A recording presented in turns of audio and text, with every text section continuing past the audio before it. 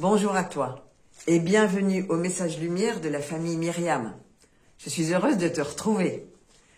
Depuis la mi-janvier environ, nous écoutons le début de l'évangile de Marc qui nous raconte le commencement de la vie publique de Jésus avec l'appel des disciples, la guérison de nombreux malades et possédés et déjà aussi de l'incompréhension de la part des gens de son village, des pharisiens, des docteurs de la loi.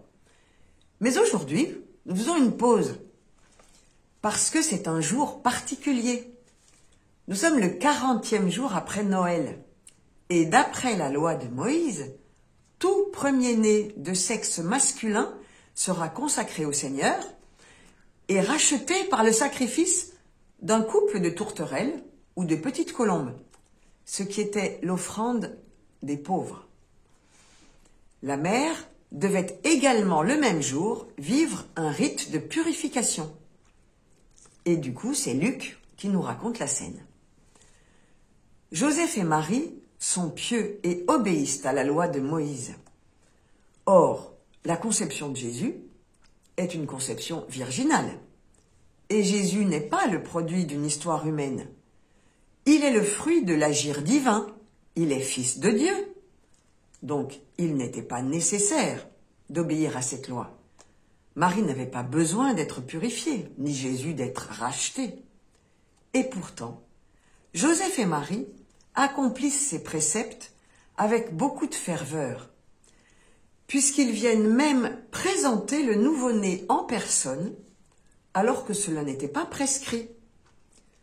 Ils rappellent en cela Anne, venue présenter au Seigneur le petit Samuel tout juste sevré, et qui le laisse au temple, à la disposition du Seigneur avec le prêtre Élie.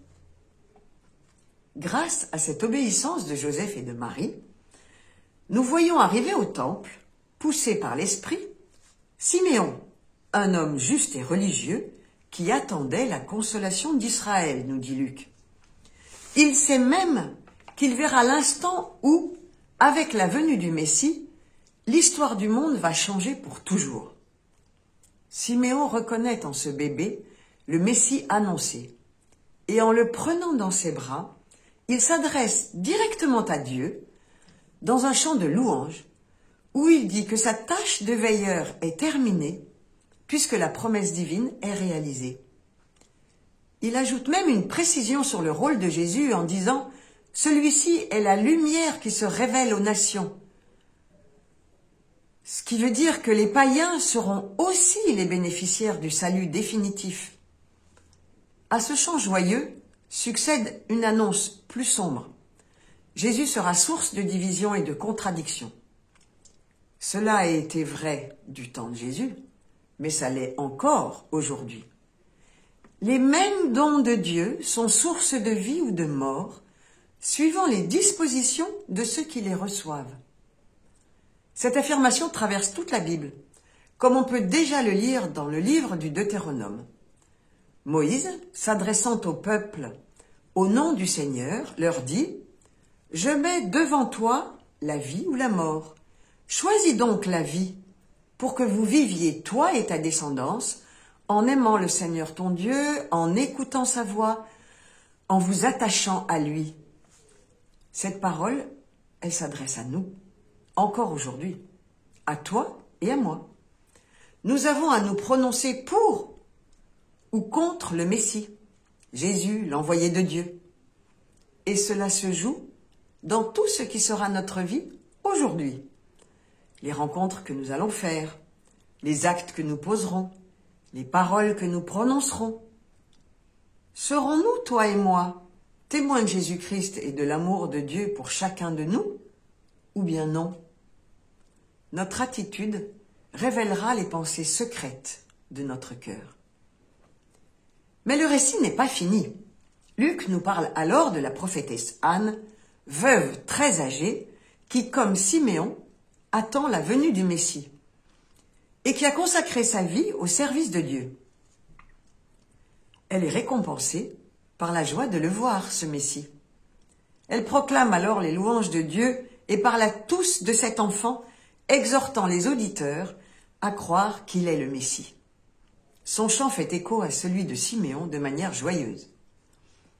La conclusion de Luc mentionne une nouvelle fois la fidélité des parents à la loi. Nous aussi, plongés au baptême dans la mort et la résurrection du Christ, nous sommes temple de Dieu. Nous sommes appelés à nous présenter devant le Seigneur pour lui offrir notre vie et notre être, car c'est en lui que toi et moi, nous trouverons le bonheur. Chaque fois que nous sommes à la messe, nous pouvons renouveler cette offrande de nous-mêmes, au moment de l'offertoire par exemple, ou pendant l'action de grâce, après la communion. Nous pouvons également le faire lorsque nous prions devant le Saint-Sacrement, comme cela nous sera proposé dans quelques minutes. Mais je n'oublie pas que ce 2 février est aussi dans l'Église la journée mondiale de prière pour toutes les personnes consacrées, dont Anne et Siméon sont la préfiguration. En particulier pour les petites sœurs et les petits frères de la famille Myriam. Toutes ces personnes prient et portent le monde par leurs prières. Je me souviens, en visitant le musée de la Grande Chartreuse à côté de chez moi, d'avoir découvert avec émotion que les Chartreux se levaient la nuit pour prier et qu'ils offraient ce temps pour tous ceux qui ne dormaient pas, quelle qu'en soit la raison. Cela m'avait aidé à vivre les réveils nocturnes imposés par mes enfants, qui étaient petits à ce moment-là, ces réveils nocturnes que je trouvais si difficiles. Alors, à notre tour, toi et moi, aujourd'hui, nous pouvons prier pour eux, rendre grâce à Dieu pour leur fidélité et leur obéissance à l'Esprit Saint. Ils témoignent par là de l'amour de Dieu pour chaque homme.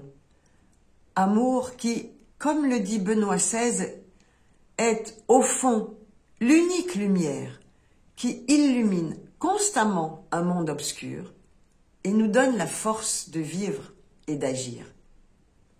Très bonne journée à toi et à bientôt.